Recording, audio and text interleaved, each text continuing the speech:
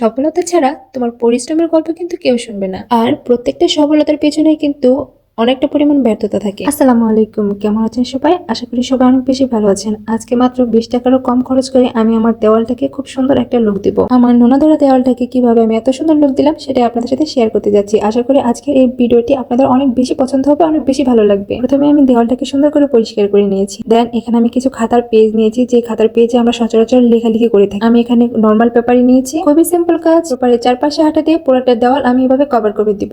চলেন এবার রং করার পালা। যেহেতু আমার কাছে তুলি নেই, সেজন্য আমি একটু তুলা দিয়ে একটা কলম দিয়ে সুন্দর করে একটা তুলির মতো করে বানিয়ে নিলাম। কাজ করতে চাইলে সবকিছু দিয়ে কাজ করা যায়। যাই হোক, আজকে দুটো তুলি দিয়ে সম্পূর্ণ কাজ কমপ্লিট করব। প্রথমে আমি আমার পছন্দ মতো রংগুলো নিয়ে নিচ্ছিলাম, আর আমার রংটার পরিমাণ যেহেতু কম, তাই আমি পানি দিয়ে রঙের পরিমাণটা বাড়িয়ে নিচ্ছিলাম। ব্যাস, রং গোলানো শেষ, এবার রং করার পালা। মূলত ভাবছি আজকে একটা গাছ আঁকাবো, আর গাছটা আঁকানোর জন্য এখানে আমি কালো রংটা ব্যবহার করেছি। আমি সম্পূর্ণ গাছটাতে কালো রংটাই রাখবো, আর গাছের পাতাটাও কালোই দিব। তো গাছ আঁকানোর জন্য প্রথমে আমি ডালপালাগুলো আঁকিয়ে নিচ্ছিলাম। কখনো এভাবে আর্ট করা হয়নি, তাই খুব ভয় লাগছিল কেমন না কেমন হবে। আর রঙের সাথে পানি মিক্সড করার কারণে আমার কাগজটা ভিজে যাচ্ছিল, যেহেতু খাতা নর্মাল পেপার। তারপর আমি মোটামুটি চেষ্টা করতেছিলাম একটু ভালো করার জন্য। তো আমি গাছের সাথে একটা দোলনা আঁকাবো, তার জন্য আমি দোলনাটা আঁকিয়ে দিলাম। তো দোলনাটাও আমি কালো রঙের দিয়েছি, আর দোলনার চারপাশে আমি সবুজ লতা পাতা দিয়ে দেবো, এতে করে দেখতে ভালো লাগবে।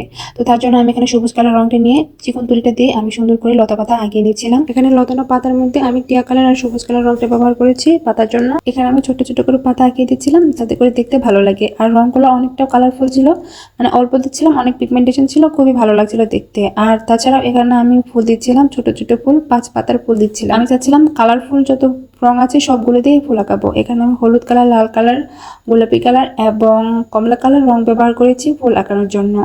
যখন আমি আঁকাছিলাম আমার নিজেই দেখতে অনেক বেশি ভালো লাগছিল। বিশ্বাসই হচ্ছিল না যে আমার নিজের করা আর্ট এতটা সুন্দর হবে। আমার ভীষণই ভালো লাগতেছিল। তাছাড়াও আমার আঁকাকি করতে অনেক বেশি ভালো লাগে। আর সবচেয়ে বড় কথা, রঙগুলো সাদা পেপারের মধ্যে অনেক বেশি ভালো লাগতেছিল, অনেক বেশি ফুটে উঠতেছিল। যখন আমি আর্টটা করতেছিলাম তখনও বুঝতেছিলাম না আসলে ফাইনাল লুকটা কেমন হবে। তবুও আমি ধৈর্য ধরে কাজ করে যাচ্ছিলাম। আর এদিকে আমার আপু আমাকে হেল্প করতেছিল ভিডিও করার জন্য। আমি তাই খুব সুন্দরভাবে ভিডিওটা কমপ্লিট করতে পেরেছি। আপনাদের ভিডিওতে কেমন লাগতেছে আমি সঠিক জানি না, কিন্তু আমি যখন সামনে থেকে দেখতেছিলাম বাইরে ভাই, আমার মনে হচ্ছিল একদম জীবন্ত। বিশেষ করে ফুলগুলো অনেক বেশি ভালো লাগতেছিল দেখতে। তো যাই হোক, আমার কাজ আঁকানো শেষ, ফুল আঁকানো শেষ। এবার আমি নিচে কাজটুকু কমপ্লিট করব। এর জন্য আমি নিচের সাইডে একটু মাটি মাটি রাখতেছিলাম, আর ঘাস দিয়ে আমি গাছের পাতাগুলো ঝরে পড়েছে এটাই আমি বোঝাতে চাচ্ছিলাম, তাই আমি কালো রং দিয়ে পাতাগুলো আঁকিয়ে দিয়েছি। ব্যাস, আমার আঁকা আঁকির কাজ শেষ। সত্যি বলতে আমি একদমই ভাবতে পারিনি আমার করা আর্ট এত বেশি ভালো হবে, নিজের কাছে এতটা ভালো লাগবে আমি কখনো কল্পনাও করিনি। দেখতে অনেকটাই বেশি ভালো লাগতেছিল। তাছাড়া আমার রুমের লুক একদমই চেঞ্জ হয়ে গেছে।